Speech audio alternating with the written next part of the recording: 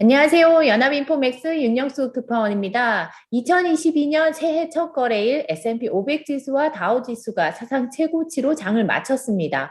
우선 시황부터 보고 가겠습니다. 개별 지수별로 보면 다우 지수가 0.68% 상승했고 S&P 500 지수는 0.64% 올랐습니다. 나스닥 지수는 1.20% 상승했습니다. 섹터별로 보시면 이날 유가가 1% 이상 오르면서 에너지 관련주가 3% 이상 올랐고 이미 소비재 관련주는 2.7% 상승했습니다. 그리고 금융주와 기술주도 모두 1% 이상 올랐습니다. 반면에 자재 관련주와 헬스 관련주가 1% 내외로 하락했고요. 그리고 부동산 유틸리티 관련주도 하락했습니다. 이날 애플 주가가 장중 2.5% 이상 오르면서 시가총액 3조 달러를 돌파했습니다. 이 같은 소식과 테슬라의 주가가 10% 이상 오르면서 투자 심리가 크게 개선이 됐는데요. 애플 주가는 이날 장중 182.86달러를 넘어서며 3조 달러 벽을 무너뜨렸는데요. 2020년 1월 첫 거래일에 시총 1조 3,300억 달러를 넘어선 지 2년 만에 시총은 2배를 훌쩍 뛰어넘었습니다. 애플의 주가는 아이폰 13, 애플워치, 아이팟 등 주력 제품의 실적 기대는 물론 아직 상품화하지 않은 증강현실이나 가상현실 기기 등 차세대 상품에 대한 기대감이 가격에 반영되면서 주가가 빠르게 반등해 왔습니다. 지난 12월 모건 스탠리의 케이스 허버티 애널리스트는 AR이나 VR 상품에 대한 기대를 반영해 애플의 목표가를 기존 164달러에서 200달러로 상향한 바 있습니다. 테슬라의 지난 4분기 차량 인도 실적이 분기 기준으로 역대 최대를 경신했습니다. 테슬라는 전날 2021년 4분기에 30만 8,600대의 전기차를 인도했다고 밝혔습니다. 이는 지난 3분기 인도한 차량 24만 1,300대를 넘어섰을 뿐만 아니라 분기 기준으로는 역대 최대입니다. 시장의 예상치인 26만 7천 대도 넘어섰습니다.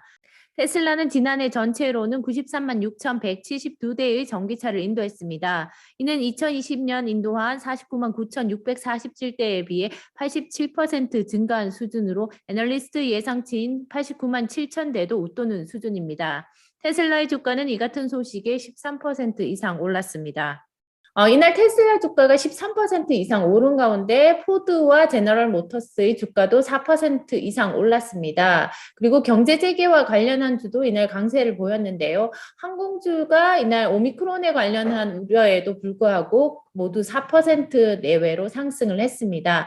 그리고 크루즈 선사 관련주도 이날 강세를 보였습니다. 노르웨이지안 크루즈 주가가 또 6% 이상 상승을 했습니다. 오늘 주가가 상승한 데는 최근에 오미크론 변이 확산에도 불구하고 사망률은 오히려 줄고 있다는 소식이 나오고 있습니다. 그래서 오미크론이 별로 심각하지 않다라는 사실이 이제 데이터로 확인이 되면서 투자자들이 다시 투자에 나서고 있는 것으로 보입니다.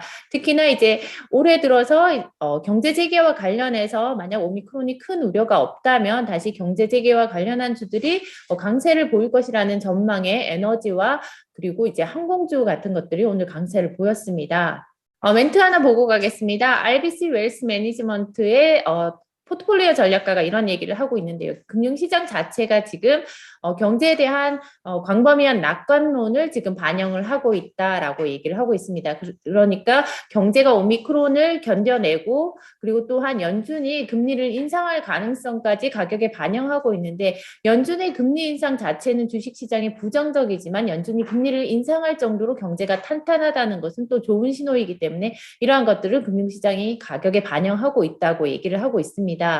그리고 이날 국채금리 자체가 상당히 크게 올랐습니다. 10년물 금리가 상당히 가파르게 올랐는데요. 2년물 금리보다 10년물 금리가 상당히 가파르게 오르면서 이제 그 수익률 곡선 자체는 다시 가팔라졌습니다. 스티프닝 해줬고 금리의 스티프닝 자체는 경기가 회복될 때 나타나는 현상이기 때문에 반대로 플래트닝과 반대로 경기가 침체일 때 나타나는 것과 다른 양상을 오늘 보였습니다. 그래서 시장에서는 이런 경제 전망 자체가 이러한 것들을 지지할 수 있을 정도로 충분히 강하다라고 분석을 하고 있고요. 특히나 일반적으로 국채금리가 오르면 나스닥 지수가 하락하는 경향을 보입니다. 하지만 시장에서는 여기 보시면 일반적으로 그렇긴 하지만 그 두 개의 그 부정적인 역의 상관관계 자체가 반드시 오늘날에는 그러한 것은 아니다라는 지적도 나오고 있습니다. 그러면서도 나스닥 지수가 이날 상승한 데는 투자자들이 대형 기술주에 대해서 잠재적으로 이게 팬데믹 환경에 더 잘 적응할 수 있을 것으로 낙관하고 있다라는 것을 반영하는 움직임이다라고 분석을 하고 있습니다. 10년물 국채금리 같은 경우는 지난 금요일에 1.496%로 1.5%를 밑도는 수준으로 장을 마쳤습니다. 그런데 이날 1.6%를 넘어서서 거의 63%까지 상승을 했고요. 2년물 국채금리도 상승을 했는데 이날 0.784%까지 상승을 했습니다. 지난 금요일에 0.73%보다 상승을 했는데 10년물 금리 상승폭이 훨씬 더 컸습니다. 금리 상승은 연준이 이르면 3월에 기준금리를 인상할 가능성이 커졌기 때문입니다.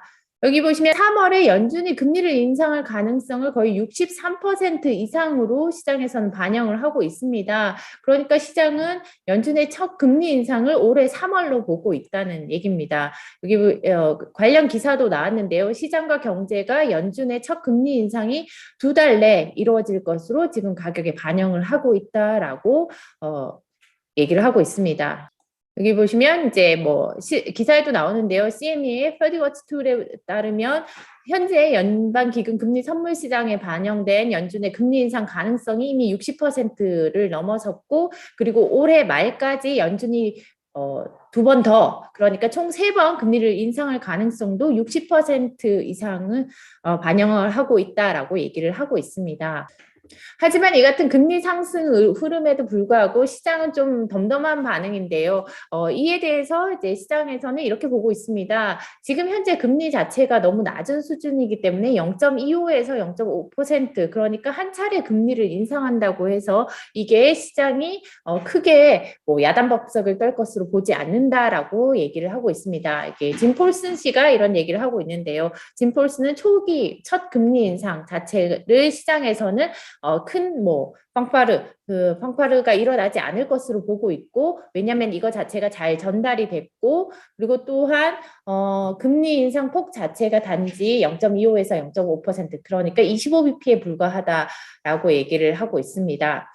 경제 성장률이 2%로 정체된 이런 환경에서는 만약 연준이 긴축에 대해서 생각만 해도 고려만 해도 이 경제에 피해를 주지만 하지만 지금과 같은 상황은 그렇지 않다라고 얘기를 하고 있습니다. 지금은 경제 성장률 자체가 올해 1분기엔 다시 5%대로 상승할 것으로 이제 이코노미스트들이 예상을 하고 있고, 그러한 상황에서는 단지 25bp의 금리 인상은 시장에 큰 타격을 주지 않을 것이라고 이제 시장이 판단을 하기 시작을 했다는 겁니다. 그리고 시장에서는 오늘 주가가 이제 상승세로 출발을 했는데요. 뱅크 오브 아메리카의 분석에 따르면 새해 첫 주에 주가가 상승세로 마감한 경우가 지난 13년 중에서 11차례나 된다고 합니다. 그러니까 첫 주에 주가가 오른 경우가 거의 80% 이상이었는데요. 이 기간에 주가 상승률은 평균 1.6%에 달했다고 합니다. 미국의 코로나 백신 부스터샷의 접종 대상이 12세 이상으로 확대됩니다. 미국 식품의약국은 이날 현행 16세 이상인 부스터샷 접종 허용 연령을 12세 이상으로 낮추는 방안을 승인했습니다. 12세 이상이 부스터샷으로 접종할 수 있는 백신은 화이자 백신입니다. 또한 FDA는 부스터샷 접종 간격을 현행 6개월에서 5개월로 단축했습니다. 이 같은 FDA 결정은 미국 질병통제예방센터의 승인을 거쳐서 확정됩니다. CDC는 이번 주 안으로 승인 여부를 결정할 것으로 전망됩니다. 터키의 연간 물가 상승률이 거의 20년 만에 최대치를 경신했습니다. 터키의 지난 12월 물가는 2020년 12월과 비교할 때 36% 상승해 2002년 9월 이후 최대치를 경신했습니다. 국민 생활에 직접적인 영향을 미치는 식료품 가격은 연간 43.8% 올랐으며 교통비는 53.66% 급등했습니다. 터키는 만성적인 고물가에 시달려 왔으나 최근 중앙은행의 기준금리 인하가 물가 상승을 부채질한 것으로 보입니다. 터키 중앙은행은 지난 9월부터 넉 달 연속 금리를 인하했으며 9월에 19%이던 기준금리는 현재 14%로 떨어졌습니다. 인도의 반독점 당국이 애플의 앱스토어 관행에 대한 조사를 명령했다고 월스트리트 저널이 보도했습니다. 인도 경쟁위원회는 지난 31일 애플이 자국의 반독점 방지법을 위반했다는 예비 의견을 내고 이같이 지시했습니다. 이번 조사는 인도 비영리 단체의 청원에 따른 것으로 이 단체는 애플이 디지털 콘텐츠 유통에 인앱 수수료 30%를 부과하는 관행은 앱 개발자와 고객의 비용을 높여 경쟁을 해치는 동시에 시장 진입을 가로막는다고 주장했습니다. 인도 경쟁위원회는 60일 이내 보고서가 완료될 것이라고 언급했으나 애플이 반독점법을 위반했다고 결론 날 경우 어떤 조치가 이루어질지에 대해서는 언급하지 않았습니다. 네, 제가 준비한 소식은 여기까지이고요. 새해 첫 거래일 주가가 상승세로 마감을 해서 너무나 기분이 좋습니다. 이 같은 흐름이 연말까지 쭉 이어지기를 기원합니다. 감사합니다.